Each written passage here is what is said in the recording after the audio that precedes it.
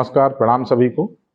वैदिक ऊर्जा परिवार की हमारी सदस्य हैं सरोज शर्मा जी। उन्होंने कुछ तर्पण से जुड़े बड़े महत्वपूर्ण प्रश्न पूछे हैं और वो चाहती हैं कि मैं उनका उत्तर दूं। तो अपने ज्ञान अनुसार, कॉमन सेंस के हिसाब से मैं उत्तर देने के कुछ महत्वपूर्ण प्रश्न हैं, उनके उत्तर देने के प्रयास करूंगा। पहला प्रश्न है जो सरोज शर्मा जी ने पूछा है वो ये है कि घर के अंदर तर्पण कर सकते हैं कि नहीं। कुछ लोग कहते हैं कि घर के अंदर तर्पण नहीं करना चाहिए।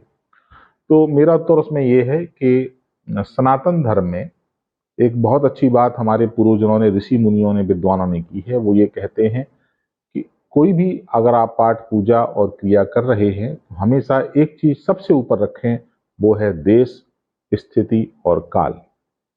किस जगह कर रहे हैं हम लोग, किस समय कर रहे हैं हम लोग, क्या दौर चल रहा है, उसके हिसाब से हमने निर्णय लेना चाहिए।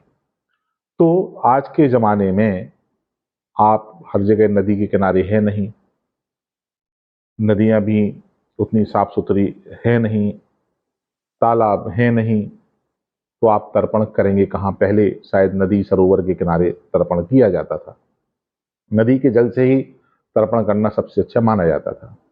लेकिन आज के समय में जिस दौर में हम लोग रह रहे हैं, जो हमारी जीवन शैली है, वहाँ पे घर पे ही तर्पण कर लें यही बहुत है।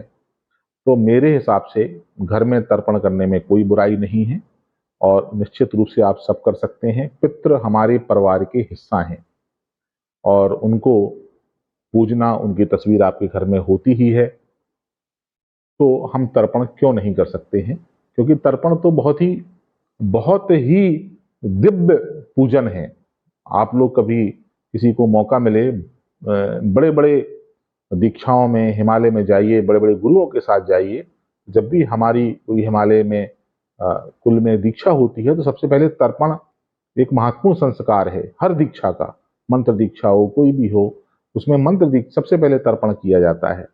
हम लोग अपने परिवारजनों का तर्पण करते हैं और जो हमारे कुल के सिद्ध जन हैं उनका भी तर्पण किया जाता है।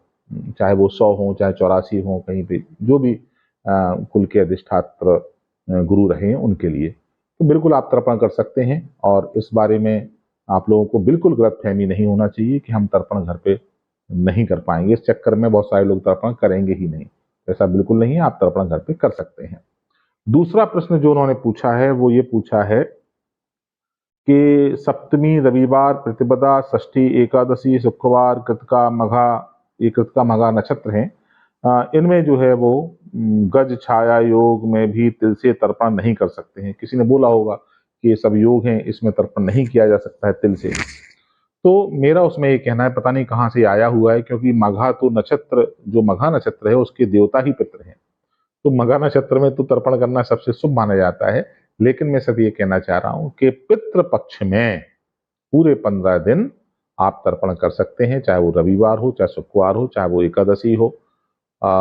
अभी अभी मैं उज्जैन गया था एक बहुत बड़े पितरों से संबंधित पूजन के लिए, तो वहाँ पे भी हमारी महंत जी से चर्चा हो रही थी। तो वो एकादशी और सप्तमी दोनों तिथियां ही उन्होंने बताई थी कि आप यहाँ पे आकर के नारायण बलि या तर्पण इत्यादि कर सकते हैं। तो शास्त्र में ऐसा कोई प्रमाण हो तो उपलब्ध कराएं। अदरवाइज मेरे हिसाब से पितृपक्ष में तो कोई समस्या नहीं है।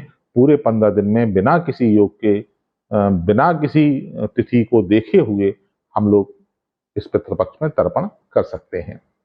तीसरा प्रश्न उनका जो आया है वो ये है कि, हाँ, तीसरा क्वेश्चन ये आया है उनका कि यदि तिल ना हो, काले तिल उपलब्ध ना हो, तो क्या दूसरी चीज हम लोग प्रयोग कर सकते हैं। देखिए, अगर हम लोग पितृ के लिए तर्पण कर रहे हैं और हमारे पास में यदि काले तिल नहीं है, कोई समस्या नहीं है। तर्पण के लिए दो ही चीजें महत्वपूर्ण हैं, एक भाव, दूसरा जल। और जल भी नहीं है, मतलब मैं एक आपको इस तरह और ऊपर ले जा रहा हूं, क्योंकि हमारे यहाँ मानसिक पूजन भी होता है देवी देवताओं का, तो मानसिक रूप से तर्पण भी हो सकता है। ठीक है ना। ज्यादातर लोगों को मेरी ये बात समझ में नहीं आएगी, लेकिन यदि आप इस तरीके से विजुअलाइजेशन आपका जो है बहुत अच्छा है, तो आप लोग बिना जल के भी तर्पण कर सकते हैं, है ना। मानसिक रूप से ऐसा अपने आप में परिकल्पना करते हुए कि हमारे पूर्वज सामने खड़े हुए हैं और हम इनको तर्पण कर रहे हैं गंगा जल से। आप वैसे भी तर्पण कर सकते हैं। आप विश्वास मानिए कि आपका तर्पण पूरा होगा। जैसे हम लोग मानस पूजन देवी देवताओं का करते हैं कि हमने परकल्पयामी ऐसे परिकल्पना, लेकिन उसके लिए आपकी जो कल्पना शक्ति है, जो आपका आध्यात्मिक स्पिरिचुअलिटी का लेवल है, वो अच्छा होना चाहिए। तो आप लोग यदि काले तिल नहीं है तो आप केवल सादा जल से भी तर्पण कर सकते हैं, कोई समस्या नहीं है। तो ये 3 प्रश्न थे उनके, मैंने अपने हिसाब से उत्तर देने का प्रयास किया है। अच्छे लगे तो शेयर जरूर करिएगा। धन्यवाद। आप सबका जीवन शुभ हो।